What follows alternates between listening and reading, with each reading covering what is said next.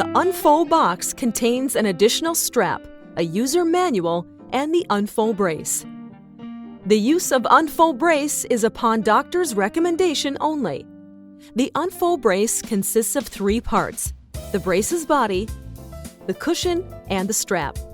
Before setup, explain to the parents that the therapy is not painful for the baby and that the average therapy duration is between 6 to 8 weeks of a 24-hour therapy, and then an additional 6 to 8 weeks of an overnight-only therapy. The therapist is the only person to determine therapy duration according to the severity of the case and the progress made during the therapy. The 3 types of parameters are considered to determine the severity of the case. The first one is the heels bisector classification, which is performed using a ruler according to Bleck's method. Put the ruler in the middle of the heel and check the heel bisector line. The ruler should properly point towards the second toe. If it points towards the third toe, then the severity is low. Towards the fourth toe, moderate severity. Towards the fifth toe, high severity. In our case, the ruler points between the fourth and fifth toes. According to this parameter, the examination result is moderate to high severity. The second examination checks the flexibility of the baby's foot. Hold the foot and try to move its upper part. If you manage to move the joint outwardly beyond a straight leg position for over-repair, then the foot has high flexibility, which indicates low severity. If you didn't achieve over-repair, but only neutral, then the severity is moderate. And if you couldn't even achieve a neutral position, then the severity is high. The third examination checks the medial crease. If there's a medial crease, this is a parameter which indicates a situation where the foot won't go normal without medical intervention. Before starting the therapy, it is recommended to take a picture of the foot to monitor the therapy progress. You can make adjustments to the Unfo brace if needed, depending on the foot shape. First adjustment would be the enlargement of the ankle area. The back side of the inner part of the Unfo brace is bisected to release pressure from the ankle area, in case the baby's foot is wide or large in the back. The enlargement is performed by making a hole in the designated area and making a cut all along to the bottom of the ankle. Another possible adjustment would be releasing pressure from the toe. If the baby's toe is inclined upwards, the pressure on it must be released by making 2 holes in the soft area, which is on top of the rigid area in the toe fastener, and making a cut to connect the holes. Before the Unfo brace is installed on the baby's foot, a sock must be worn.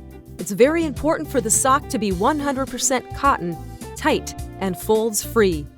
Folds might cause redness around their area. Before the setup, place the cushion as close as possible to the brace's body. After bringing the cushion and the brace's body together, hold the foot and place the heel in its position directly. Hold up the toe fastener and insert the rest of the foot. Make sure that the heel and the end of the brace have a tight contact in that the whole foot tightly touches the bottom of the brace. After inserting the foot into the brace, adjust the cushion so it's in the center of the foot, aligned with the middle of the shin. Embrace the foot and the cushion together tightly and avoid any void between the foot and the cushion. Thread the strap and stretch it over the foot and the brace's body. Don't over-tighten the strap forcibly. Tightening the strap properly will ensure that the brace is fixed and won't move away. After finishing the setup, remove the brace from the baby's foot and ask the parents to try and perform the setup by themselves until they perform it correctly.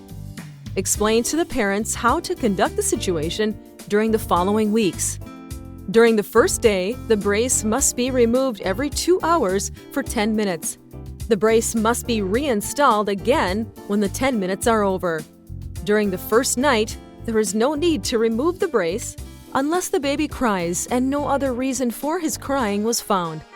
In that case, the brace must be removed for the first night only and then set up again in the morning.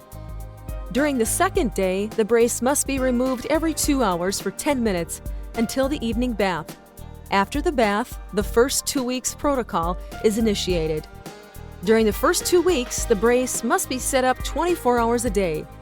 The brace must be removed only twice a day, in the morning to change the baby's clothes and socks, and in the evening to give the baby a bath and to change their clothes. 2 weeks after the first installation, the patient should visit the therapist to run the first checkup. Usually, depending on the severity of the case and the instructions of the therapist, the brace must be worn 24 hours a day for about 6 to 8 weeks, and then 15 hours a day for 3 to 4 weeks, followed by 12 hours a day for an additional 3 to 4 weeks. Explain to the parents about 3 possible side effects of the therapy and how to deal with them. Slight foot redness is very common and regular, which requires no special treatment. If the redness is strong, it is recommended to put 2 pieces of medical paper Band-Aid on the red area and continue with the therapy regularly. If bed sores or blisters appear on the baby's foot, a problem that occurs mostly due to over-tightening of the strap or improper setup, then therapy must be stopped for about 2 hours. Anti-irritation cream for the skin should be applied on the area, and then the area should be covered with a Band-Aid. After 2 hours, therapy should be continued regularly. If things get worse, consult your therapist. If the baby removes the brace from their foot, check if it was set up according to the instructions. If so, we recommend wrapping the brace 3 times from the heel to the cushion using a medical paper Band-Aid. It is recommended to get a first checkup 2 weeks after the first setup to monitor the progress of the therapy and the repairment that has been obtained. If the progress is satisfying, instruct to continue a 24-hour therapy for additional 4 weeks. A second checkup should be performed after 6 weeks of a 24-hour therapy. Depending on the therapy progress, decide whether the patient can switch to a 15-hour overnight therapy or continue with the 24-hour therapy for a certain period of time.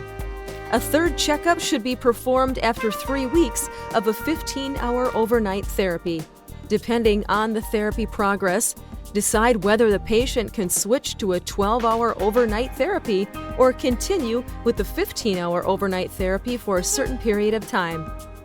If you observe a regression in the therapy progress, you may also decide to return to a 24-hour therapy for an additional 2 to 4 weeks. A fourth checkup should be performed after 3 weeks of a 12-hour overnight therapy.